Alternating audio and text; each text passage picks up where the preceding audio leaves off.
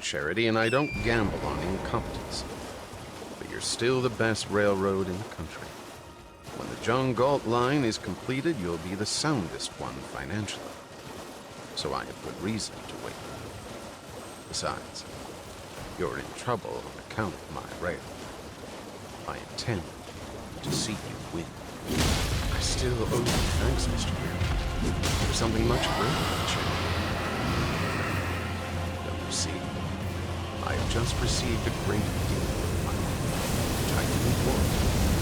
I can't invest. It's of no use to me whatever. So in a way, it pleases me that I can turn that money against the same people in the same family. They made it possible for me to give you the distinction to help you fight. He saw Eddie wincing as if he had been wounded. That's what's horrible about it. Why? What they've done, and what you're doing in return. I mean, he stopped. Forgive me, Mr. Reardon. I know this is no way to talk business. Reardon smiled. Thanks. I know it. To help. Yes. Only, Mr. Reardon, may I say something? I know it's completely improper, and I'm not speaking as a vice president. Go ahead. I don't have to tell you what your offer means to Dagger, to every decent person on Dagger Transfer. You know. And you know you can count on us. But I think it's horrible that Jim Taggart should benefit too. That you should be the one to save him and people like him after they Reardon laughed. Eddie, what do we care about people like him? We're driving an express. They're riding on the road, making a lot of noise about vehicles. Why should we care? We have enough power to carry them along. It won't stand. The summer sun made blotches of fire on the windows of the city, and glittering sparks in the dusty streets. Columns of heat shimmered through the air, rising from the roofs to the white page of the calendar. The calendar's motor ran on, marking off the last days of June. It won't stand, people said. When they run the first train on the John Galt line, the rail will split. They'll never get to the bridge. If they do, the bridge will collapse under the engine.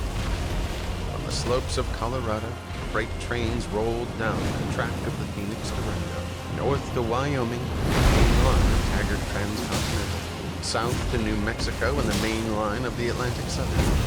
Strings of tank cars went raining in all directions from the Wyatt oil fields to industries in distant states. No one spoke about it.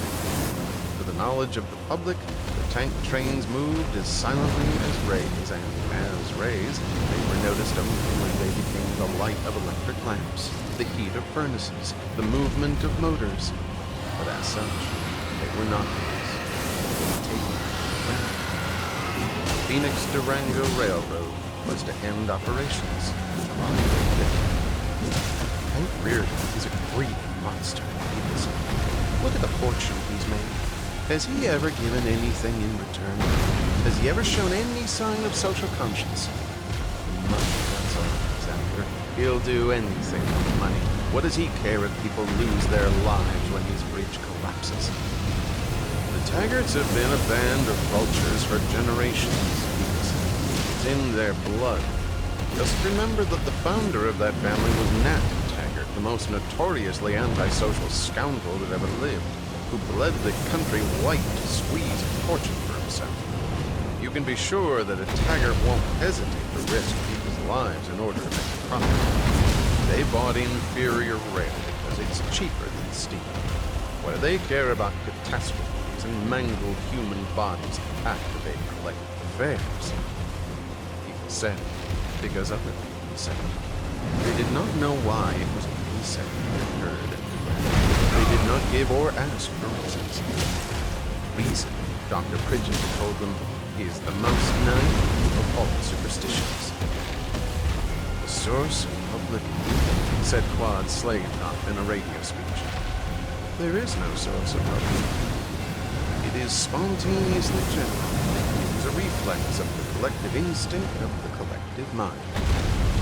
Warren Boyle gave an interview to Globe, the news magazine, the largest in circulation. The interview was devoted to the subject of the grave social responsibility of metallurgists, stressing the fact that metal performed so many crucial tasks where human lives depended on its quality.